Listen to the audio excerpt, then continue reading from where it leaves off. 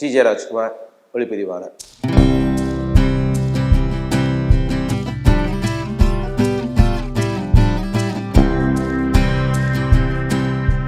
இந்த வீடியோவை உங்களுக்கு வழங்குபவர்கள் Paces Pay, secure digital payments with multiple features and great success rate. இந்த ஓணம் திருவிழாவை ஒட்டி எப்போவுமே ஓணம் மலையாளத்தில் ஒரு முக்கியமான ஃபெஸ்டிவல். திரையுலகு பாயிண்ட் ஆஃப் வியூவில் முக்கியமான திரைப்படங்கள் ஓணம் ஃபெஸ்டிவலில் தான் ரிலீஸ் ஆகும். அப்படி இந்த தடவை 2 பிளாக் பஸ்டர் படங்கள் ரிலீஸ் ஆகிருக்கு. ஒன்று கிஷ்கிண்டா காண்டம், இன்னொன்று ARM அஜயந்த் 2ஆம் மோஷம் அப்படின்ற திரைப்படம். முதல்ல இந்த கிஷ்கிண்டா காண்டம் பற்றி பார்ப்போம். கிஷ்கிண்டா காண்டம் ஒரு அருமையான ஒரு மிஸ்ட்ரி த்ரில்லர் தான் நிறைய வருது, அதுவும் குறிப்பாக மலையாளத்தில் அப்படின்னு பார்த்தா இந்த திரைப்படம் இதுவரை உள்ள ஒரு இந்திய சினிமாவில் ஒரு சிறந்த மிஸ்ட்ரி படங்களில் மிக எளிதாக ஃபஸ்ட்டு 5 பெஸ்ட் அப்படின்னு சொன்னால் கிஷ்கிண்டா காண்டம் சொல்லலாம். இந்த படத்தில் எப்படின்னா ஒரு பெரிய க்ரைம் எலிமெண்ட்டோ, கொலையோ, ஒரு வெளியிலிருந்து யாரோ துப்பறிகிற மாதிரியோ, அந்த மாதிரி ஒரு பெரிய இன்வெஸ்டிகேஷன், ஒரு போலீஸ் இன்வெஸ்டிகேஷன் இருக்குது. Police investigation but not to the crime scene. இந்த படம் என்னென்னா ஒரு குடும்பத்துக்குள்ளேயே நடக்கிற ஒரு மிஸ்ட்ரியை தட் இஸ் ஒரு பின்னாடி ஒரு பாஸ்ட் இருந்திருக்கும். அந்த பாஸ்ட் யாருக்குமே தெரியாமல் இருந்திருக்கும். அதுக்குள்ளே கதாபாத்திரங்கள் நோக்கி பயணிக்கிறது தான் இந்த படத்துடைய ஹைலைட்.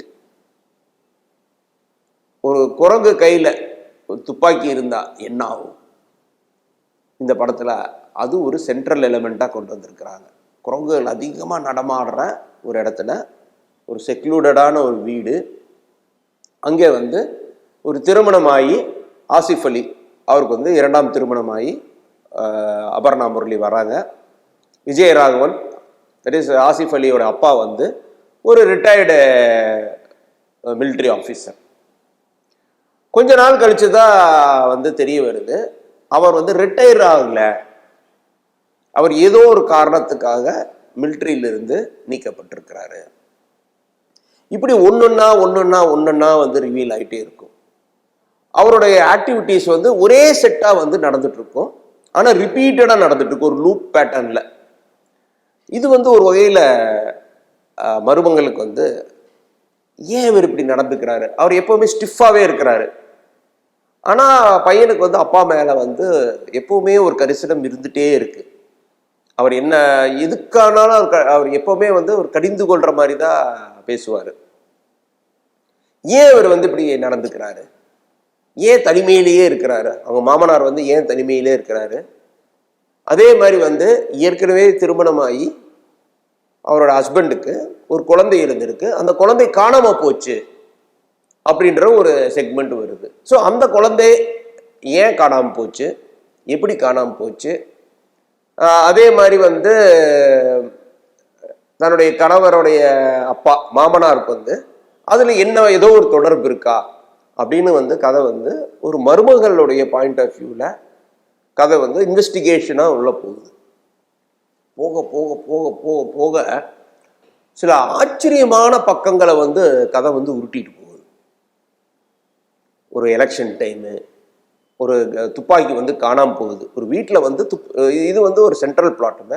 மெயின் பிளாட் என்னென்னா, கதை எப்படி ஆரம்பிக்குதுன்னா, ஒரு officer, military officer, retired officer, அவரோட வீட்டில் துப்பாக்கி காணாமல் போகுது. எல்லாருமே சரண்டர் பண்ணணும், எலெக்ஷன் வர்றதுனால அந்த ஏரியாவில் இருக்கிறவங்க எல்லாருமே அந்த ஃபாரஸ்ட் ஏரியான்றதுனால யாராவது துப்பாக்கி வச்சுருந்தாங்கன்னா போலீஸ் ஸ்டேஷன் சரண்டர் பண்ண சொல்லி சொல்கிறாங்க. அதில் பார்க்கும்போது எல்லாரோட துப்பாக்கியும் அவங்க வீட்டுக்கு சில பாதுகாப்புக்காக, ஏன்னா ஃபாரஸ்ட் ஏரியாவில் ஒரு சில சொந்தமாக துப்பாக்கி வாங்கி வச்சுருப்பாங்க, அதை சரண்டர் பண்ணுறாங்க. ஒருத்தரோட துப்பாக்கி மட்டும் சரண்டர் ஆக மாட்டேங்குது. யாருதுன்னா அந்த மிலிட்ரி ஆஃபீஸர்.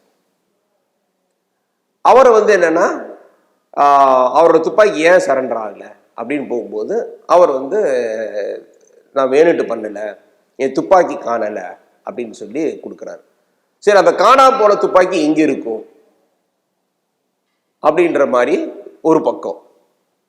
திடீர்னு வந்து பார்த்தீங்கன்னா குரங்கு கையில் ஒரு துப்பாக்கி இருக்கு, ஒரு ஃபோட்டோ யாரோ எடுத்திருக்கிறாங்க. அந்த துப்பாக்கி தான் இவர் மிஸ் பண்ண துப்பாக்கியா? அப்போ குரங்குக்கும் அங்கே இருக்கிற குரங்குக்கும் இந்த சம்பவத்துக்கும் என்ன ஒரு கதையில் எப்படி வருது? இந்த மாதிரி ஏகப்பட்ட அடுக்குகளில் வந்து தட் இஸ் எப்படின்னா உங்களுக்கு வந்து ஒரு ஒரு ஆனியன் வந்து பீல் பண்ணால் அந்த லேயரா உள்ளே வந்து கதை உள்ள போயிட்டே இருக்கு. குழப்பம் இல்லாமல் இந்த கதையை வந்து நகர்த்தி கொண்டு போயிருக்கிறாங்க. நிறைய வந்து நம்மளை படம் பார்க்கும்போதே நம்மளை சிந்திக்க விடுறாங்க. மிக எளிதான பதில்களை வந்து கொண்டு வர்றாங்க. இறுதியில் வந்து பிலாசபிக்கலாக அந்த படம் முடிச்சிருக்கிறாங்க. ரொம்ப அருமையாக எழுதப்பட்ட படம்னு நான் சொல்லுவேன். சமீபத்தில் வந்து one of the best return film அப்படின்னா இது இந்த கிஷ்கிண்டா காண்டத்தை சொல்லுவேன். நிறைய ஆடியன்ஸுக்கு வந்து ரொம்ப ஸ்ட்ரெயிட்டாகவே என்கேஜ் பண்ணுற படம். இந்த படம் வந்து ரைட்டர் யாருன்னா பகுல் ரமேஷ், அவர் தான் வந்து எழுதியிருக்கிறார். அவரே தான் வந்து சினிமோட்டோகிராஃபர். இந்த படத்துடைய ரைட்டர் தான் இந்த படத்துடைய சினிமோட்டோகிராஃபர். ஆனால் இந்த படத்தில் பகுல் ரமேஷ் என்னன்னா அவருடைய ரைட்டிங் தான் வந்து முதல் பிளேஸில் இடம் கொடுத்துருக்காரு. ஒளிப்பதிவாளராக அவர் வந்து என்னன்னா அவரோட ரைட்டிங்கை வந்து ரொம்ப வந்து ஓவர்டேக் பண்ணாமல் கொண்டு போயிருக்கிறாரு. இந்த படம் வந்து ஒரு ஒரு இப்போ ஜீத்து ஜோசப்புடைய திருஷ்யம் இந்த மாதிரி படங்கள் வந்திருந்தாலும் அதனுடைய சாயல் எதுவுமே படாமல் இது வேறு மாதிரியான ஒரு உலகத்திற்கு வந்து கொண்டு செல்லுது. குறிப்பாக அந்த இடம், ஆம்பியன்ஸ், ஒரு அமைதியான ஒரு இடம், அதே மாதிரி ஒரு குடும்பத்துக்குள்ள இருக்கிற ஏதோ ஒரு சீக்ரெட், அந்த சீக்ரெட் வந்து எப்படியெல்லாம் வந்து ஒரு அந்த அதை வந்து எப்படி பாதிக்குது, அவங்க வாழ்க்கையில வந்து அந்த சீக்ரெட்டை எப்படி வந்து அவங்க சுமந்துட்டு போறாங்க, இப்படி ஏகப்பட்ட வினாக்களையும் பதில்களையும் ஒரு சேர கொடுக்கறதா கிஷ்கிண்டா காண்டம். கிஷ்கிண்டா காண்டம் இந்த ஓணத்தின் மிக சிறந்த படைப்பாக நான் பார்க்கிறேன். கூடவே இன்னொரு பிளாக் பஸ்டர் வந்திருக்கு, அது வந்து ARM, டொவினோ தாமஸ் நடித்த திரைப்படம். டொவினோ தாமஸ் வந்து அவருக்கு வந்து எப்படின்னா இது முக்கியமான ஒரு படமாக பார்க்குறேன். ஏன்னா அவருக்கு வந்து நிறைய அவருடைய படங்கள் வந்து இதுக்கு முன்னாடி 2018 அந்த ஃப்ளட்டை பேஸ் பண்ணி வந்த படங்க அவர் எல்லாமே வந்து அவருக்கு ஒரு ஒரு படிப்படியாக வந்து ஒரு நட்சத்திர அந்தஸ்தை வந்து ஏற்படுத்தியிருக்கு. இது அவருடைய கெரியரில் வந்து பார்த்திங்கன்னா ஒரு பிளாக் பஸ்டர் ஃபிலிம் அப்படின்னு வந்து மிக எளிதாக சொல்லலாம். இந்த படம் வந்து ஏற்கனவே இப்போ வசூலில் வந்து 85 கோடி வசூல் செய்ததாக தகவல்கள் வந்துட்டுருக்கு. நிறைய லாங்குவேஜில் ரிலீஸ் பண்ணிக்க இது ஒரு பேன் இண்டியா ஃபிலிமாக தான் பண்ணியிருக்கிறாங்க. இந்த கதையில் வந்து ஒரு 3 கதாபாத்திரத்துக்குலாம் அவர் நடிச்சிருக்கிறாரு. கதையும் 3 காலகட்டங்களில் நடைபெறுது. அது வந்து என்ன அப்படி பார்க்கும்போது 1901ஆம் ஆண்டு, 1950களில், அப்புறம் 1990களில். அது 3மே வந்து என்னன்னா ஏதோ ஒரு கோயில், அந்த கோயிலில் இருக்கிற ஒரு விளக்கு, அந்த விளக்கு வந்து அது சுற்றியுள்ள ஒரு மிஸ்ட்ரி, அதுதான் இந்த படமும். ஆனால் இது வந்து எப்படின்னா ஒரு அட்வென்ச்சராக வந்து பார்த்துருக்குறாங்க. சோஷியல் இஷ்யூஸும் கொண்டு வந்திருக்கிறாங்க. ஒருத்தருக்கு வந்து ஒரு குடும்பம் மேலே திருட்டு பட்டம் வந்து சுமத்தப்படுகிறது. அது அந்த திருட்டு பட்டம் வந்து எப்படியெல்லாம் வந்து கரண்ட்ல வாழ்கிற ஒரு கதாபாத்திரமான அஜயன் கதாபாத்திரத்தை டொவினோ தாமஸையும் அவங்க அம்மா ரோஹிணி அவங்களை எப்படி பாதிக்குது அப்படின்ற மாதிரி ஒரு சின்ன அவுட்லைன் தான். அந்த விளக்கு வந்து கோயிலில் வந்து அந்த விளக்கு வந்து ரொம்ப முக்கியமான ஒரு விளக்காக பார்க்கப்படுது, ஒரு ட்ரெஷர் மாதிரி. அது யாரோ ஒருத்தர் வந்து அந்த விளக்கை வந்து கொள்ளையடிக்கலான்னு வர்றாங்க. ஆனால் திடீர்னு காணாமல் போகுது. காணாமல் போன விளக்கு வந்து அது எங்கே போச்சு, யார் எடுத்தாங்க அப்படின்றது ஒரு பக்கம். ஏற்கனவே வந்து பார்த்தீங்கன்னா அந்த கோயில் இருக்கிற விளக்கே வந்து பார்த்தீங்கன்னா ஒரு அந்த காணாமல் போன விளக்கே வந்து என்னன்னா போலியானது அப்படின்றது ஒரு ஸ்கிரிப்ட்ல வந்து கொண்டு வர்றாங்க. அப்போ காணாம போன ஒரிஜினல் விளக்கு எங்க இருக்கு, எதனால வந்து எப்படின்னு சொல்லி இந்த படம் வந்து ஒரு மூன்று வெவ்வேறு காலகட்டங்கள் 3 வெவ்வேறு கதாபாத்திரத்தை டொவினோ தாமஸ் ஜொலிக்கிறாருன்னு சொல்லலாம். ரொம்ப பிரமாதமா பண்ணியிருக்கிறார். இந்த படத்தோட என்னன்னா ஸ்பெக்டக்கிள், ஒரு பிரம்மாண்டமான ஒரு செட்டிங்ல வந்து கதையை உருவாக்கி இருக்கிறாங்க. எஸ்பெஷலி வந்து பார்த்தீங்கன்னா ஒரு டிஜிட்டலாக வந்து உருவாக்கின இயற்கை வளங்களை வந்து டிஜிட்டலாக உருவாக்கி இருக்கிறாங்க. ரொம்ப ஒரு குகை, அதே மாதிரி வந்து பார்த்தீங்கன்னா அது வாட்டர் ஃபால்ஸு, இந்த மாதிரியான இது டிஜிட்டல் செட்ஸ் வந்து இதில், அதே மாதிரி வந்து சண்டை காட்சிகளும் அட்வென்ச்சரும் ரொம்ப நல்லா படமாக்கி இருக்கிறாங்க. ஏறத்தாழ ஒரு காந்தாராவோடைய ஒரு ஷேடு இந்த படத்தில் இருக்கின்றது வந்து நம்ம அதனுடைய ஒரு பாதிப்பு வந்து ஏஆர்எம்ல வந்து ஸ்ட்ராங்காகவே இருக்கு. ஒரு காந்தாரா வந்து வேற மாதிரி ஒரு கதை சொன்னா எப்படி இருக்கும், ஒரு ரியலிஸ்டிக்கா ஆனா பிரம்மாண்டமா அப்படின்ற மாதிரி தான் இது. இதுல ஒரு ஹைலைட் என்ன அப்படின்னு பார்த்தா இது படத்துல அமைக்கப்பட்ட காட்சி அமைப்புகள் தான் வந்து ரொம்ப ஈர்க்கும்படியான காட்சி அமைப்புகளை வந்து உருவாக்கி இருக்கிறாங்க. ரொம்ப பிரம்மாண்டமாகவும் எடுக்கப்பட்டிருக்கு.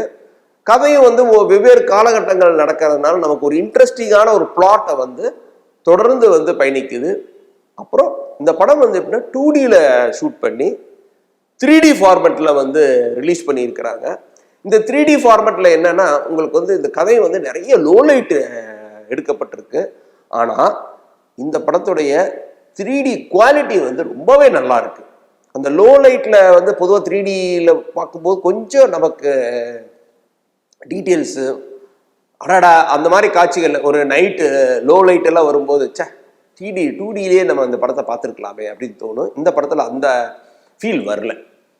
அதே மாதிரி 3Dல ரிலீஸ் பண்ணதுக்கான நியாயங்களும் இந்த படத்தில் இருக்கு. ஏன்னா அந்த படத்துடைய அந்த பிரம்மாண்டம், லேயர்ஸு, அப்புறம் வந்து அந்த தண்ணியில வந்து ஒரு நீர்வீழ்ச்சி வரும்.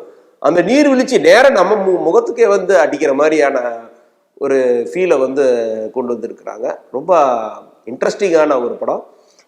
இந்த படம் வந்து கிஷ்கிந்தா காண்டம் அளவுக்கு ஸ்ட்ராங்கான ரைட்டிங் கிடையாது. ஆனால் காட்சிகளும் அந்த சொல்லப்பட்ட விதமும் ஒரு பிரம்மாண்டமான ஒரு செட்டிங்கில் சொல்லப்பட்டதுனால இந்த படமும் மிகப்பெரிய வெற்றி பெற்றிருக்கு. மலையாள சினிமா 2 வெவ்வேறு ஜானர்களை வந்து ஒன்று வந்து ஒரு ஃபேண்டசி அட்வென்ச்சர் வந்திருக்கு, இன்னொரு பக்கம் ஒரு ஃபேமிலி மிஸ்ட்ரி ட்ராமா. எனக்கு தெரிஞ்சு இந்தியன் சினிமாவில் துப்பாக்கி நம்ம வாழ்க்கைக்கு சம்மந்தமே இல்லை. நான் சொல்கிறேன் மக்களுடைய தினசரி வாழ்க்கைக்கு.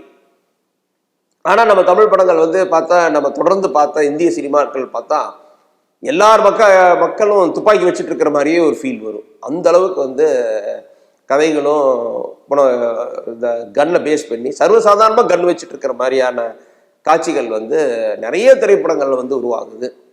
ஆனால் நிஜ வாழ்க்கையில் பார்த்தா நம்ம கிட்ட எல்லாம் வந்து யாருக்கிட்ட எனக்கு தெரிஞ்ச நண்பர்கள் யார்கிட்ட கன் இல்லை. மெயினாக இந்த படம் உண்மையாகவே ஒரு கன்னை பற்றி இந்திய சினிமாவில் ப்ராப்பராக லாஜிக்கலாக ஹேண்டில் பண்ணப்பட்ட திரைப்படமாக நான் பார்க்குறேன். கிஷ்கிந்தா காண்டம் தவற விடக்கூடாது. அதனுடைய கண்டென்ட்டுக்காக, ஏஆர்எம் விஷுவல் எக்ஸ்பீரியன்ஸுக்காக நிச்சயமாக வந்து தியேட்டரில் போய் இந்த 2 படங்களையும் தியேட்டரில் பார்க்கலாம். 2ம் வந்து வெவ்வேறு விதமான எக்ஸ்பீரியன்ஸ் கொடுக்குது. இருந்தாலும் கிஷ்கிந்தா காண்டம் தான் என்னை பொறுத்தளவு மனசுக்கு வந்து படம் பார்த்துட்டு வந்ததுக்கு அப்புறம் ஒரு பெரிய பாதிப்பு ஏற்படுத்துது படம்னா கிஷ்கிந்தா காண்டம் பார்ப்பேன். ஏஆர்எம் தியேட்டர் எக்ஸ்பீரியன்ஸ், எக்ஸலண்டான தியேட்டர் எக்ஸ்பீரியன்ஸ். ஆனால் வீட்டுக்கு வந்ததுக்கு அப்புறம் நம்ம மனசுல நிற்கிறது வந்து கிஷ்கிந்தா காண்டம் தான். குறிப்பாக ஆசிஃப் அலி, அபர்ணா முரளி ரொம்ப பிரமாதமான ஒரு பெர்ஃபார்மன்ஸை கொடுத்துருக்குறாங்க. நல்ல திரைப்படங்கள் வந்து நல்ல ரைட்டிங்கோடு வரும்போது, அதை சரியான ஒரு டெக்னிக்கல் க்ரூவோடு வரும்போது அதோட அலாதியே தனி. கிஷ்கிந்தா காண்டம் தான் என்னை பொறுத்தளவு ஒரு வின்னர். இது வந்து ஏஆர்எம் ஸ்பெக்டக்கிள் நான் சொல்லுவேன். இந்த வீடியோ உங்களுக்கு பிடிச்சிருந்தா லைக் பண்ணுங்க, ஷேர் பண்ணுங்க, கமெண்ட் பண்ணுங்க. மறக்காம OH சினிமா சேனலுக்கு சப்ஸ்கிரைப் பண்ணுங்க.